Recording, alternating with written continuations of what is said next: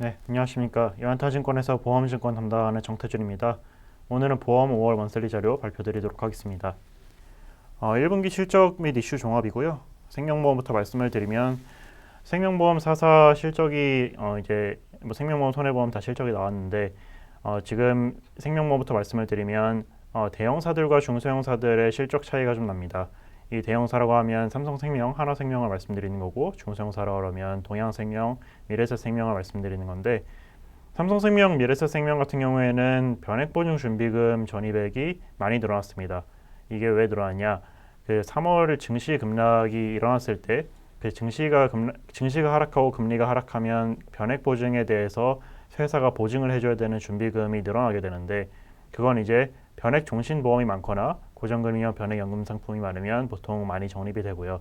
이 적립이 되는 게 그 영업이익 항목 중에 보험손익, 투자손익, 책임준비금 전입액, 이 책임준비금 전입액에 들어가는 항목으로 이거 이제 비용이 늘어난다라고 보시면 됩니다. 그래서 이거는 증시가 빠져서 보증을 해줘야 되는 금액이 늘어나서 비용이 증가를 했다. 이게 삼성생명과 하나생명에 대한 이야기다라고 보시면 될 것 같고요. 이렇게 해서 이익이 많이 훼손이 되다 보니까 투자손익 쪽에서 매각을 통해서 상당히 이익 방어를 많이 해놨습니다. 삼성생명 같은 경우에는 종신보험을 많이 팔아서 보험손익에서도 좀 방어를 하고 그리고 이제 부동산 채권을 많이 팔아서 또 투자손익에서도 방어를 했지만 어쨌건 컨센서스 하회하는 실적을 보였고요. 그만큼 변액보증 준비금이 많이 적립이 됐다라고 보시면 될 것 같습니다. 하나생명도 마찬가지로 준비금 전입이 많아서 이걸 커버하기 위해서 채권을 엄청 대규모로 매각을 했고요. 이렇게 보험사들이 채권을 대규모로 매각을 하면 두 가지 문제가 생기는데 첫 번째로는 장기적으로 봤을 때 보유 이원이 떨어집니다. 보유 이원이란 말은 이 들고 있는 채권에서 들어오는 이자 손익을 얘기를 하는 건데 이게 채권을 많이 들고 있어야 그러니까 과거에 사놨던 채권들이 보통 고금리에 샀던 채권들이 많기 때문에 거기서 이제 이자 손익이 많이 들어와야 이 자산 부채 매칭을 할 수 있는데 일단 그거에 대한 이익력이 떨어진다라는 게 첫 번째 문제고요. 두 번째 문제는 이렇게 채권 쪽에서 매각을 통해서 투자 이익률이 많이 올라가게 되면 이게 공시 기준 이율 올라가는 거에 영향을 미치게 되고 그런 공시 이율이 올라가고 그래서 결과적으로 부채 부담금리가 올라갑니다. 그런 영향이 있기 때문에 결과적으로 이원차 마진은 장기적으로는 부정적이다라고 판단을 하고 있습니다. 근데 이제 중소형 생보사들에서 낮다라고 말씀을 드린 거는 동양생명하고 미래에셋생명은 아까 말씀드렸던 그 변액보증 준비금 전입액에 대한 이슈가 적습니다. 그러니까 이거는 적립이 적다는 건데 동양생명 같은 경우에는 변액 상품 자체를 많이 안 팔아서 그거에 대한 영향이 별로 없고요. 미래에셋생명은 변액 자산이 많긴 한데 그 연동금리형 변액 자산을 많이 팔다 보니까 이런 변액보증 준비금 자체가 별로 많게 들어가지 않습니다.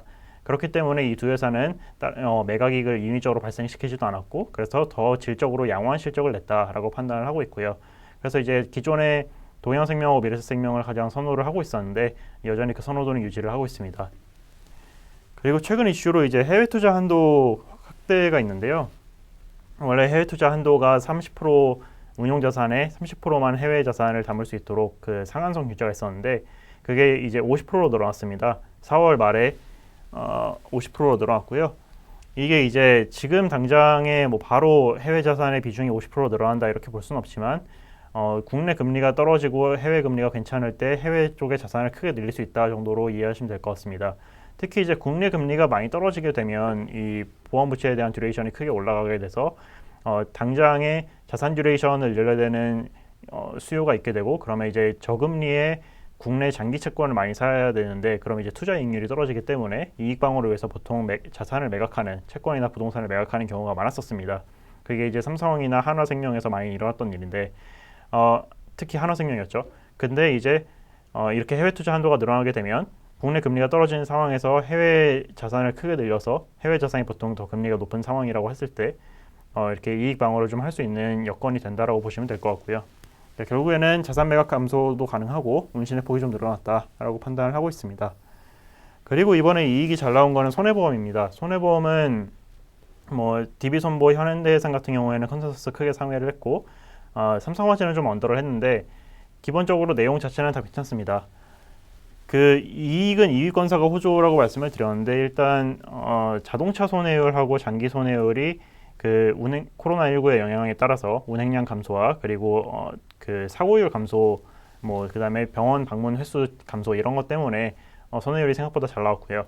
그리고 거기에 더불어서 사업 비율도 잘 나왔습니다. 사업 비율은 원래 이제 작년에 손해보험사 간의 판매 경쟁이 많이 붙어서 그것 때문에 사업 비율이 많이 튀었었던 경향이 있는데 지난 연말부터 해서 올해 연초 이렇게 넘어오면서 판매 경쟁이 완화가 되었고 그래서 이제 사업 비율도 좀 개선이 됐다라고 판단을 하고 있고요.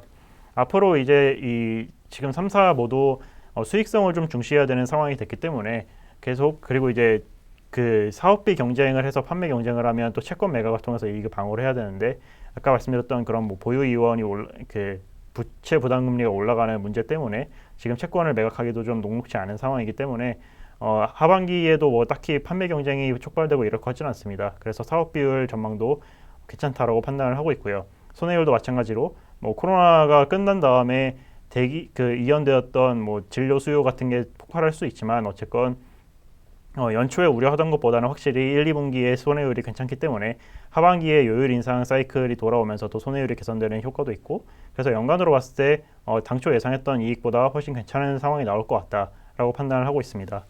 삼성화재 같은 경우에 1분기에 하회를 한 거는 지금 일반 보험 쪽에서 일회성으로 손실이 좀 발생해서 그런데요. 그 공장 폭발 사고가 있어서 거기서 이제 물어준 금액이 좀 있는데 그건 이제 1분기에 다 비용이 인식한 일회적인 이슈고 그 다음에 뭐 2분기 이후로부터는 좀 실적이 괜찮을 거라고 판단을 하고 있습니다.